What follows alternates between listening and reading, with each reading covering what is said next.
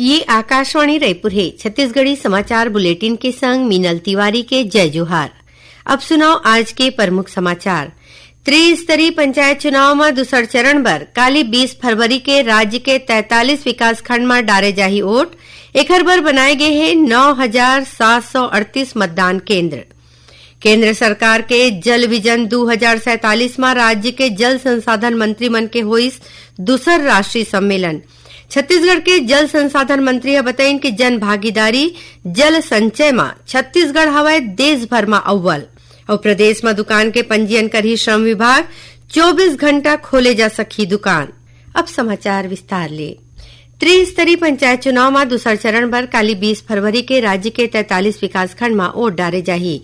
Vote डारे के बेरा बिहनिया 7 बजे ले मंझनिया 3 बजे तक रही। बस्तर संभाग बर बिहनिया 6:45 ले मंझनिया 2 बजे तक वोट डारे के बेरा तय करे गे हे। मतदान खातिर 9,738 मतदान केंद्र बनाए गए हे।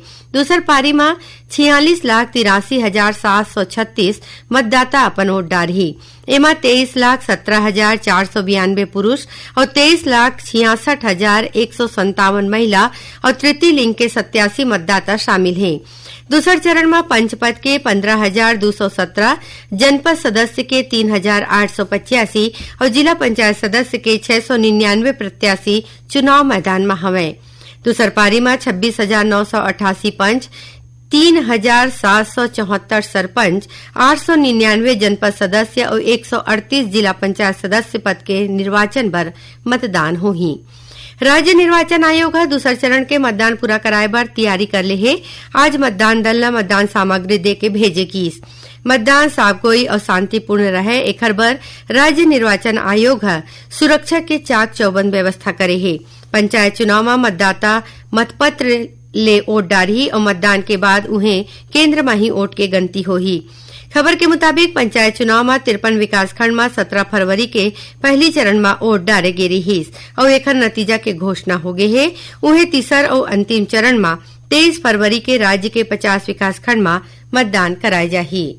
बालोद जिला के डोंडी लोहारा विकासखंड के ग्राम पंचायत सुरेगांव के वार्ड क्रमांक 8 में पंच पद पर 23 फरवरी के पुनर्मतदान हुई। पहली चरण में 17 फरवरी के हुए मतदान में वार्ड क्रमांक 8 में 2 झिन उम्मीदवार के मतपत्र में गलत प्रतीक चिन्ह दे गे रहीस। एकर सेती ये वार्ड के पंच पद पर 17 फरवरी के हुए मतदान ला शून्य घोषित कर दे गे हे। अब ये वार्ड में 23 फरवरी के फिर ले मतदान कराए जाही। केंद्र सरकार के जल विजन 2047 में राज्य के जल संसाधन मंत्री मन के दूसर राष्ट्रीय सम्मेलन राजस्थान के उदयपुर में हुई। ये सम्मेलन में आने राज्य के जल संसाधन मंत्री मन जल संरक्षण प्रबंधन और भविष्य के जल नीति ला लेके गोट बात करीन। कार्यक्रम की अगुवाई उड़ीसा के मुख्यमंत्री मोहन चरण मांझी करीन। सम्मेलन में केंद्रीय जल शक्ति मंत्री CR पाटिल, केंद्रीय राज्य मंत्री राजभूषण चौधरी, छत्तीसगढ़ के उप मुख्यमंत्री अरुण साव समेत आने राज्य के जल संसाधन मंत्री शामिल हुई। ये मौका में छत्तीसगढ़ के जल संसाधन मंत्री केदार कश्यप बताइन कि जन भागीदारी जल संचय में छत्तीसगढ़ देश भर में अव्वल स्थान में हवे। राज्य में जल संरक्षण और बढ़वार बर 2 लाख ले ज्यादा संरचना बनाए गए हैं। राज्य में पानी के असंतुलन ला दुरिया करे बर जल संरक्षण और प्रबंधन ला सबले पहली प्राथमिकता दे जावत है। श्री कश्यप बताइन कि जल विजन 2047 में राज्य सरकार हा कतकोन महत्वपूर्ण लक्ष्य तय करे है।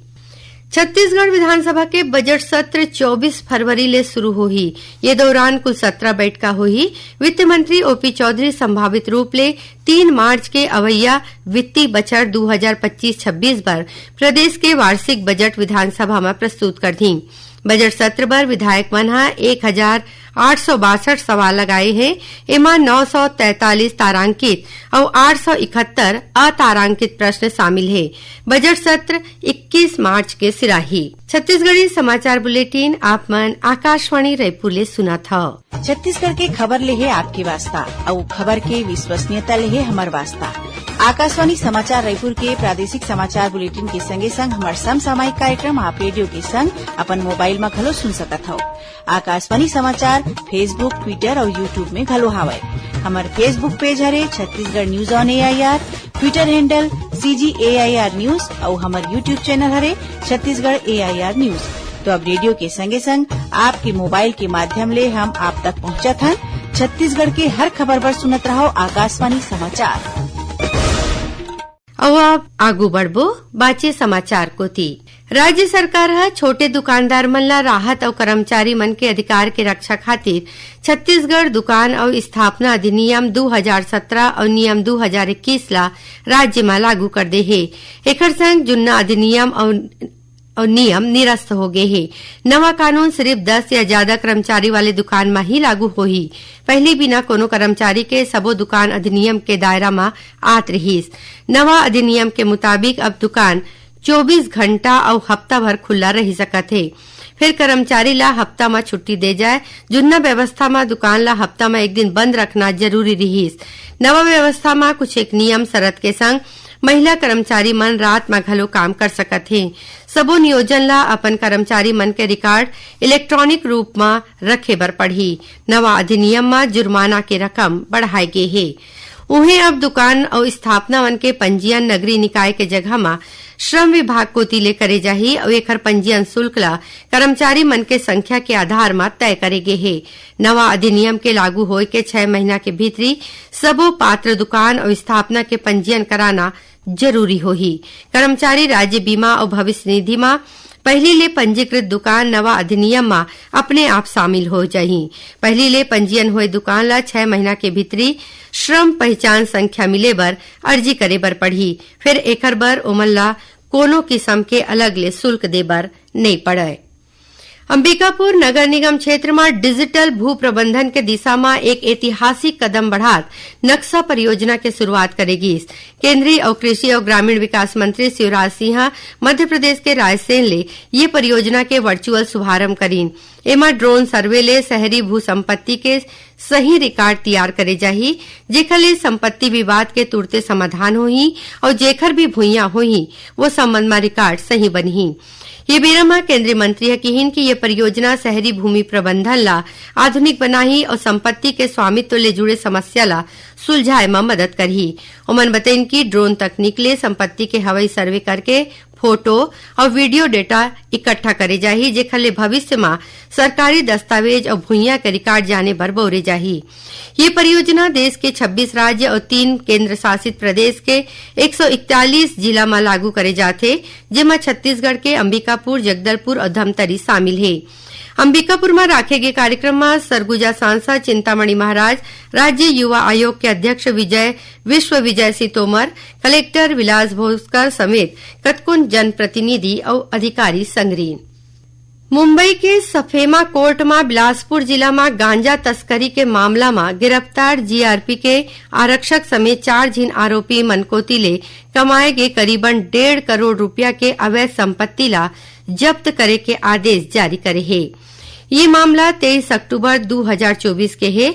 जीआरपी पुलिस गांजा तस्करी के दोनों आरोपी ला गिरफ्तार करके उखर 30 ले 20 किलो गांजा जब्त करे रही।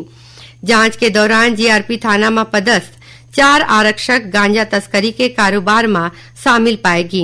पुलिस आरोपी मन के बैंक खाता की जांच में पाइस कि आरोपी मन गांजा तस्करी ले कमाए अवैध रकम ला अपन और बेनामी खाता में जमा करे हैं।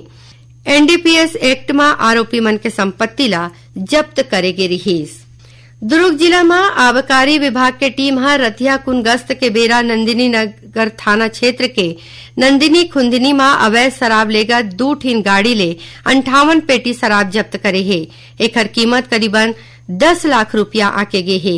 ये मामला में 2 झीन आरोपी ला गिरफ्तार करेगे है। आखिर में प्रमुख समाचार एक गांव फेर। त्रिस्तरीय पंचायत चुनाव में दूसर चरण बर काली 20 फरवरी के राज्य के 43 विकास खंड में डारे जाही वोट। एकर बर बनाए गए हैं 9,738 मतदान केंद्र। केंद्र सरकार के जल विजन 2047 में राज्य के जल संसाधन मंत्री मन के होइस दूसर राष्ट्रीय सम्मेलन।